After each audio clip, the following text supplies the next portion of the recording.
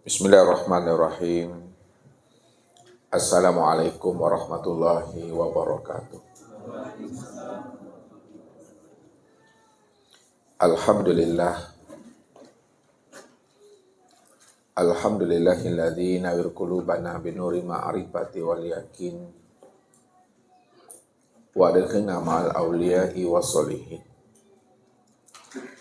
Wassalatu wassalamu ala sayyidina Muhammadin nabi sayyidil mursalin wa ala alihi wa sahbihi rasulillahi ajma'in. Wa qala Allah ta'ala fil Qur'anil Karim, a'udzu billahi minasyaitonir rajim, bismillahirrahmanirrahim. Ya ayyuhal insan ma gharraka bi rabbikal karim alladzi khalaqaka fasawwaka fa'adalak fi ayyi suratin ma syaa rakkabak. Shadaqallahul azim. Bapak Ibu, saudara-saudaraku dan anak-anak kami, jamaah tauhid yang dirahmati Allah. Hidup di alam syahada ini hendaklah kita tahu dengan diri supaya kita bisa mengenal Allah atau ma'rifatullah. Orang yang telah tahu mengenal diri sehingga dia bisa mengenal Allah, maka dialah orang yang tahu jalan pulang dan kembali kepada Allah. Karena Allah lah sebagai hakikat sekalian alam. Allah lah sebagai hakikat sekalian diri. Jikalau Allah sebagai hakikat sekalian alam dan diri, tentunya segala alam dan segala diri ini akan berpulang dan kembali kepada Allah. Inilah yang Allah katakan. Inna lillahi wa inna ilaihi raji'un. Sesungguhnya asal segala sesuatu itu adalah dari aku, tentu pulang dan kembalinya kepada aku. Di mana datangnya, situ pulangnya. Di mana hilang, di situ dicari. Kalau asal kita adalah Allah, tentu pulang dan kembalinya tetap kembali kepada Allah. Jadi orang yang tidak mengenal Allah dan tidak mengenal akan dirinya, siapa Tuhan dan siapa diri, maka itulah yang dikatakan namanya dengan jahil murakkab. Jadi yang dikatakan jahil murakkab itu, Bapak Ibu, bersusunnya dua kejahilan pada dirinya. Jahil yang pertama itu dia tidak mengenal asal usul dirinya. Jahil yang kedua, dia tidak mengenal akan rohnya yang menjadi akan rahasia dirinya.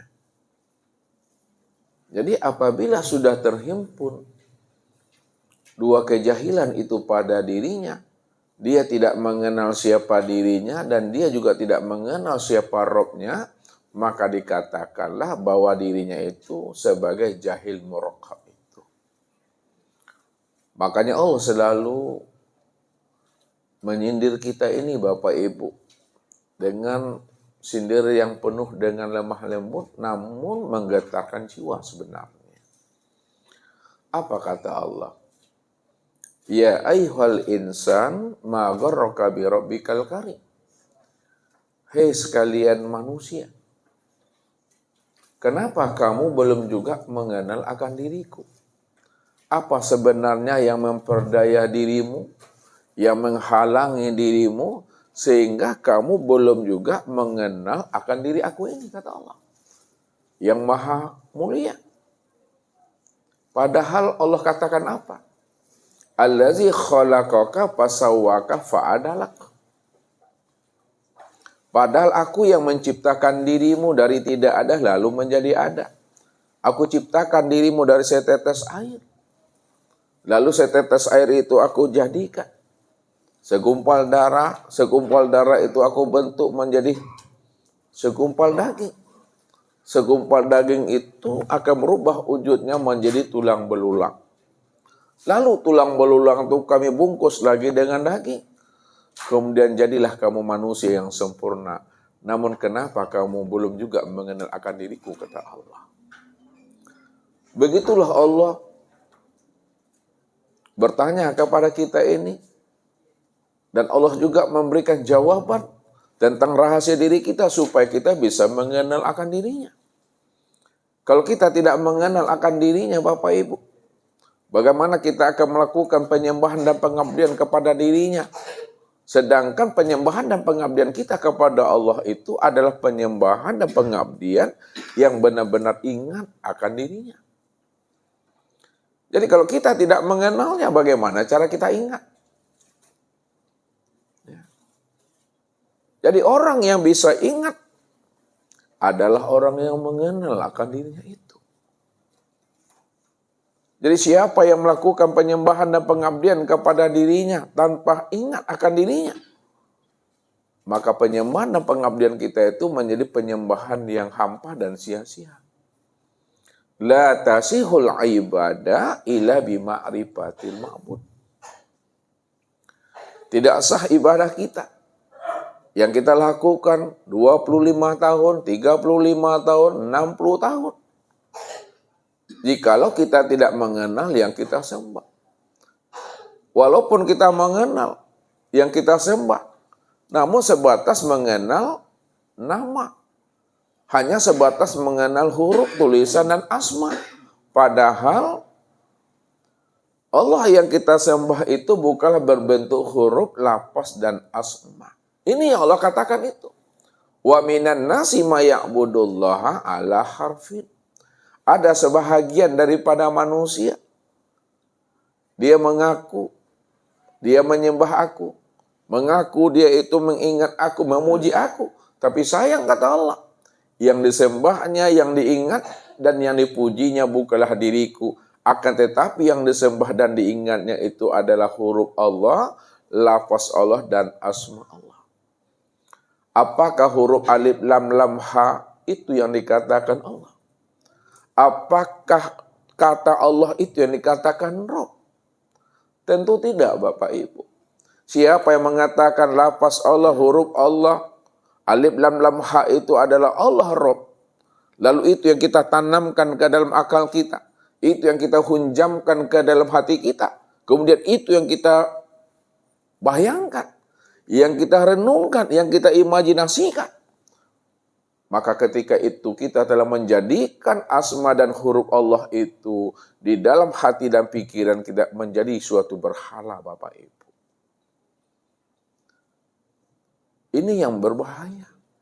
Yang akan membatalkan seluruh amal ibadah dan ketaatan yang kita lakukan. Maka inilah yang Allah katakan kepada kita. Amal yang hampa dan sia-sia. Wa hum yahsabuna annahum yuhsinuna sun'ah. Mereka mengira, menganggap dan menyangka bahwa diri mereka telah melakukan suatu amal ibadah dan ketaatan yang terbaik di hadapan Allah. Padahal mereka tidak sadar, kata Allah, mereka telah tertipu dengan amal mereka sendiri, namun mereka tidak menyadarinya. Karena penyembahan dan pengabdian mereka itu adalah penyembahan dan pengabdian yang tidak bermakrifat kepada Allah. Lalu bagaimana supaya ibadah kita ini dikatakan ibadah yang bermakrifat? Bagaimana ibadah kita itu adalah ibadah yang sampai, ibadah yang sah, dan ibadah yang diterima? Maka jikalau kita mau ibadah kita ini dikatakan ibadah yang sampai, ibadah yang diterima, ibadah yang bermakrifat, maka wajib kita itu mengenal Allah itu dengan jalan mengenal akan diri kita. Tiliklah ke dalam diri. Iqra'lah ke dalam diri. Senterlah ke dalam diri. Baca alam pada diri. Baca diri di dalam diri. Di dalam diri ada diri, dalam diri ada rahasia diri. Dalam rahasia diri itulah, kata Allah, aku wujud berdiri dengan sendiri. Jadi jangan kita ingin mencari dan menemui Allah itu keluar daripada diri kita. Cari dan temui Allah itu pada diri masing-masing. Walaupun Ustadz mengatakan Cari dan temui Allah itu pada diri masing-masing. Namun diri bapak ibu masing-masing bukanlah kenyataan diri bapak ibu. Akan tetapi nyatanya akan dirinya Allah. Namun Rasulullah mengingatkan kita. Memberikan jalan bagi diri kita itu. Bagaimana jalan untuk bisa kita mengenal akan Allah itu. Maka Rasul menyuruh kita itu untuk menilik dan menyentar ke dalam diri kita ini. Arafun nas man arafu li nafsi. Manusia yang arif. Manusia yang mengenal. Manusia yang marifat itu adalah manusia yang mampu mengenal akan rahasia dirinya ini. Jikalau kita telah mampu mengenal akan rahasia diri kita, disitulah kita bisa mengenal akan Allah. Karena Allah itulah menjadi akan rahasia diri kita ini. Dan diri kita inilah sebenarnya nyatanya akan rahasia Allah. Al-insanu siri wa siri sifati wa sifati la ghairi. Insan itu adalah rahasiaku.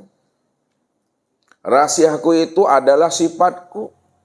Sifatku itu tiada lain adalah aku, kata Allah. Makanya Nabi mengatakan, man tolabal maula bi ghairi nafsin faqad dalla dolalan ba'ida. Siapa yang ingin mencari dan menemui Allah keluar dirinya, tidak tahu dia bahwa dirinya itulah yang menjadi akan rahasia nyatanya diri Allah. Lalu dicarinya juga Allah keluar daripada dirinya. Ke hutan-hutan, ke gunung-gunung, ke gua-gua. Maka ia telah berada pada kesesatan yang sangat jauh, kata Rasulullah. Maka malam ini Bapak Ibu, kita akan mencoba Iqra, menilik dan menyentar ke dalam diri kita ini. Supaya kita bisa mampu mengenal Allah itu amatlah sangat nyata, amatlah sangat terang, amatlah sangat wujud, dan amat sangat dekat pada diri kita ini. Apa yang dekat pada diri Bapak Ibu? Kalau yang dekat itu pada diri Bapak Ibu itu adalah rasa, maka Allah itu yang kita cari lebih dekat lagi pada diri kita ini dibandingkan dekatnya rasa itu pada diri kita ini. Kalaulah hidup itu dekat pada diri Bapak Ibu, maka Allah yang kita kenal dan Allah yang kita temui itu lebih dekat lagi dengan diri kita dibandingkan dekatnya hidup itu pada diri kita ini. Maka disinilah kita mesti mampu mengenal dan memahami diri yang sebenar-benar diri itu. Sehingga kita tahu siapa Allah dan siapa diri kita yang sebenarnya. Jadi malam ini Bapak Ibu kita akan mencoba untuk mengiqra ke dalam diri supaya kita bisa menemui akan sejati diri kita ini. Jadi kita akan mencoba menilik, menelusuri akan jati diri kita ini. Melihat apa Ibu?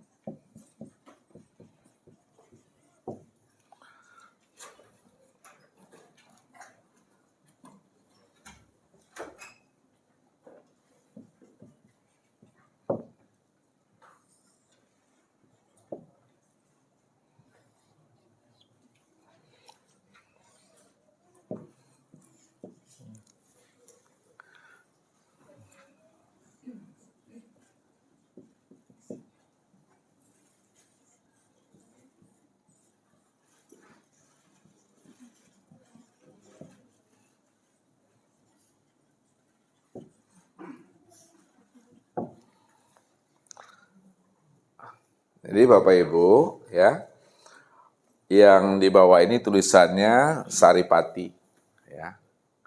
Nah, ini kita lihat tentang proses kejadian diri kita ini.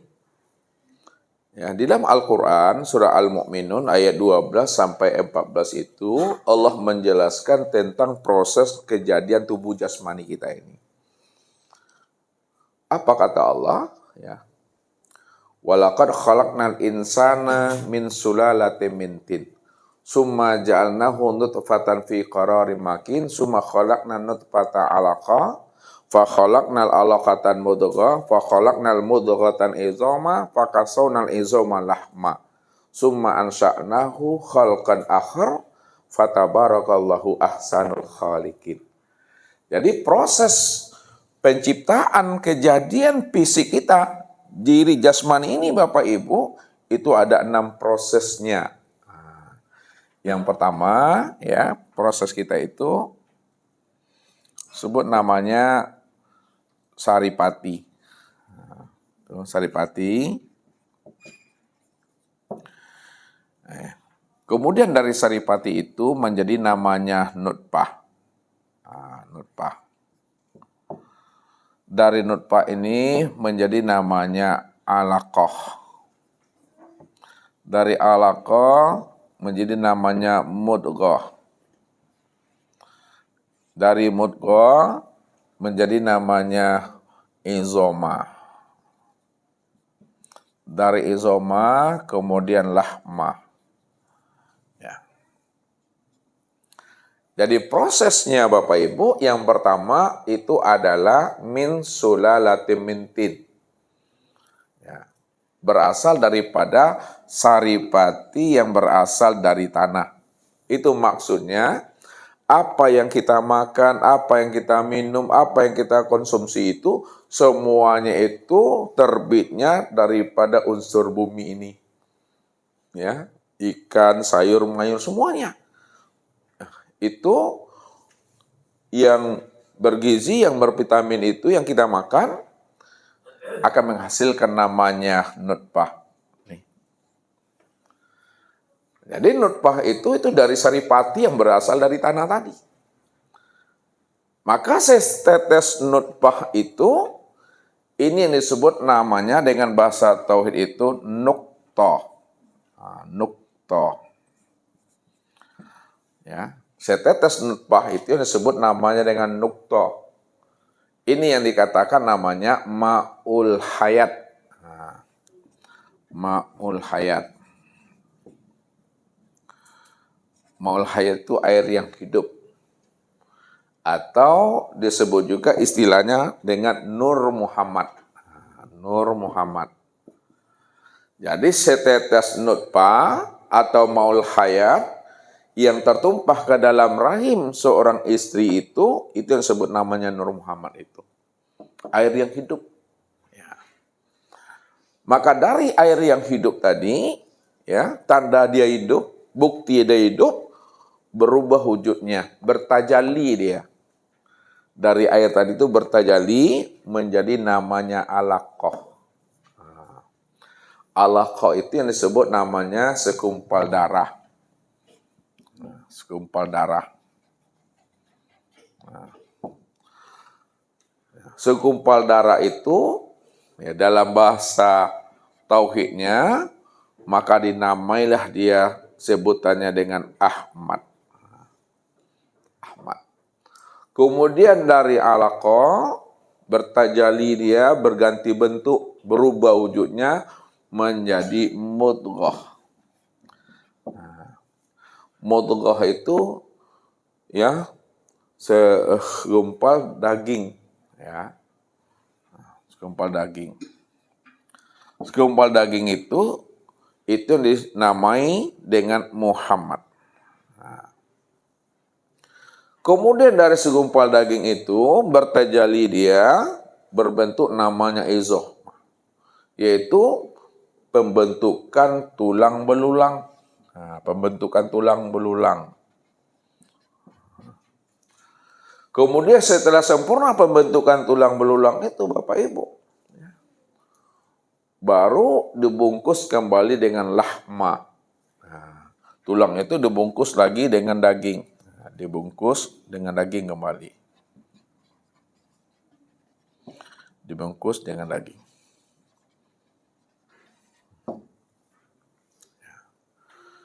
Jadi proses dari saripati, nutfah, alaqah, mudghah, izoma, dan lahma Ini disebut namanya proses pembentukan tubuh jasmani.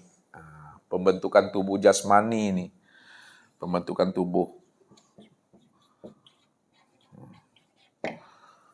fisiknya, ya, yang disebut namanya dengan a'yan khorjiyah namanya. Tubuh yang kasar atau tubuh yang zohir. Ya. Setelah 4 bulan 120 hari, lebih kurang proses ini, barulah proses yang ketujuh. Ya, proses yang ketujuh itu yang disebut namanya peniupan ruh. Faiza sawaituhu wa nafahtu fihi mirruhi. Apabila telah kusempurnakan kejadian hambaku, kata Allah, maka barulah dititipkan ruh ke dalamnya. Nah, ini kita buat sini.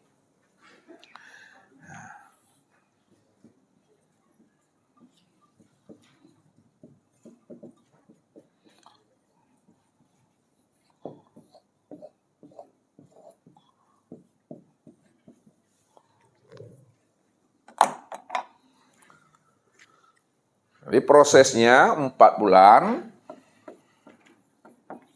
lebih kurang 120 hari, ya, baru ada proses yang ketujuh, yaitu peniupan ruh nih, peniupan ruh. Apa kata Allah? Faiza sawaituhu wa nafahtu fihi mirruhi. Wa nafahtu fihi mirruhi. Maka aku tiupkanlah ruh itu ke dalamnya. Nah, ditiupkan ruh ke dalamnya. Nih yang ruh nih. Nah, ditiupkan ruh ke dalam ini. Dalam tubuh. Peniupan ruh. Ketika ruh itu ditiupkan ke dalam tubuh tadi, ya, dalam janin yang berada dalam rahim ibu Masian, ya,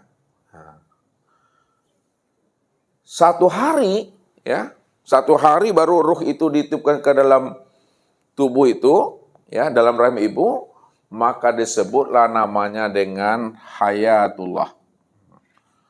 1 hari ruh itu ditiupkan dalam janin tadi, dalam janin ini, disebutlah namanya hayatullah. Hayatullah. Ya. Maka dia berzikir tuh Bapak Ibu. Nah, zikirnya itu adalah Allah. Allah. Ini zikirnya.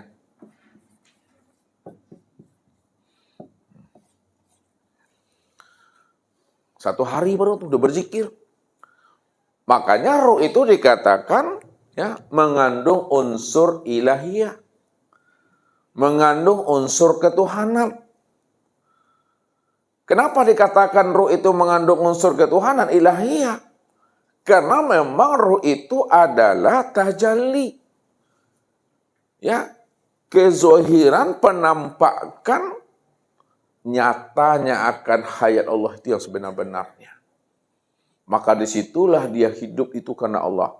Allah, Allah, Allah. Itu zikirnya tuh. Kemudian 7 hari, ya, ruh itu di dalam rahim ibu, maka disebut namanya dengan syuhud. Zikirnya itu adalah hak. Hak. Syuhud itu artinya menyaksikan. Karena dia telah menyaksikan Allah itu, yang benar-benar hayat, yang hidup itu hanya Allah. Maka disitulah dia mengatakan hak itu. Yang hak itu hanya Allah. Itu zikirnya tuh. Kemudian 40 hari. 40 hari ruh itu di dalam rahim ibu, ini disebut namanya dengan mukhalaqah. Ya, dengan khalaqah.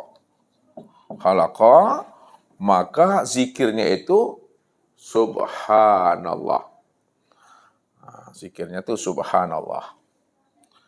Subhanallah. Kemudian 3 bulan Bapak Ibu. Nah, 3 bulan ruh itu dalam kandungan rahim ibu, yang di dalam janin itu, ini disebut namanya dengan mukhalaqah. Maka zikirnya itu adalah alhamdulillah. Alhamdulillah. Kemudian ya 7 bulan ruh itu di dalam kandungan rahim ibu, ya, maka disebut namanya dengan lahma. Zikirnya itu adalah Allahu Akbar. Zikirnya itu Allahu Akbar. Allahu Akbar.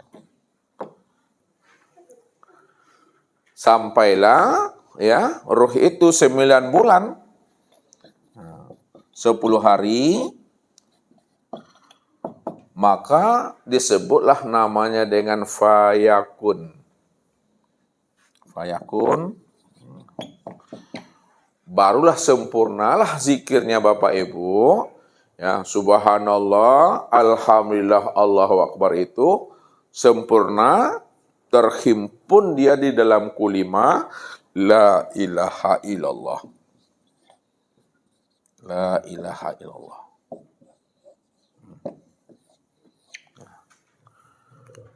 Makanya ruh itu mengenal Allah. Ruh itu bermakrifat kepada Allah. Ya. Apakah dia itu berada di dalam kandungan rahim ibu? Yahudi, Nasrani, Majusi. Dia tetap masih bermakrifat mengenal akan Allah itu. Makanya pada saat ruh itu sudah masuk ke dalam tubuh, ketika ruh itu sudah meliputi sekalian batang tubuh dan memenuhi sekalian rongga tubuh, maka ruh itu dia bersifat dia Bapak Ibu. Ya. Bersifat dia. Maksud bersifat, pada saat ruh itu meliputi batang tubuh dan memenuhi sekalian rongga tubuh, maka disebutlah ruh itu namanya dengan nyawa. Nah, sebut namanya dengan nyawa. Nyawa. Kapan ruh itu dikatakan nyawa Bapak Ibu? Ketika ruh itu sudah meliputi sekalian tubuh dan memenuhi sekalian rongga tubuh, disebut namanya nyawa. Dan ruh itu disebut juga namanya dengan jiwa. Kapan ruh itu dikatakan jiwa, Anis? Asailah, lupa-lupa gaji mana? Rahmi, mana Rahmi? Mana Rahmi? Kapan disebut jiwa namanya? Ada dalam buku? Lupa ya? Nah, dikatakan ruh itu jiwa ketika dia sudah memberi semangat, spirit dia. Itu jiwa. Nah, kapan ruh itu ya bernama dia dengan napas? Hah? Nah, ketika ruh itu keluar masuk melalui hidung nih, maka disebutlah namanya dengan napas. Kapan ruh itu disebut namanya dengan iman? Apa Wi? Kapan ruh itu disebut namanya dengan iman?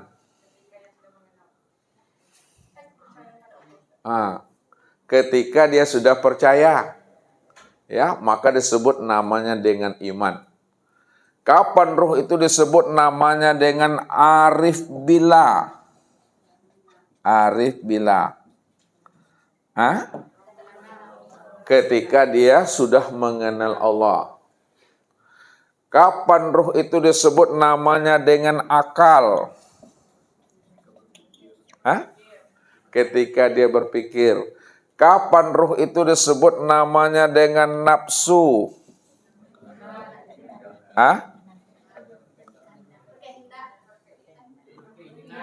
Mana yang benar nih? Kehendak, keinginan. Ketika dia berkeinginan disebut namanya dengan nafsu. Kapan dia disebut namanya dengan amarah? Hah? Kapan disebut amarah? Ketika dia condong kepada hal yang buruk, hal yang jahat, itu disebut namanya amarah namanya. Kapan ruh itu disebut namanya dengan lawama? Ketika dia labil. Labil itu apa tuh, Daniel? Bimbang tuh gimana maksudnya tuh? Ragu, kadang baik, kadang buruk. Ya, kadang mau di orang kamati bisu sih. Kadang SPK mana, sampilik yang mana. Itu tuh, lawamah tuh. Kapan ruh itu disebut namanya dengan mutmainnah?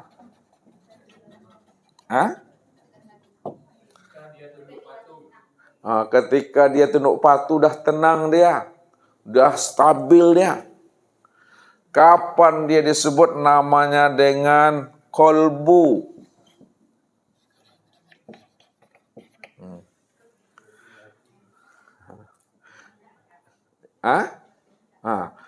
Dia dikatakan kolbu pada saat ruh itu sudah berkehendak, disebut namanya kolbu itu. Kapan disebut namanya dengan usaha?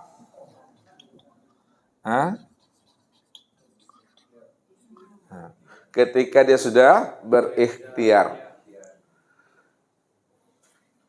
Kapan ruh itu dikatakan sama?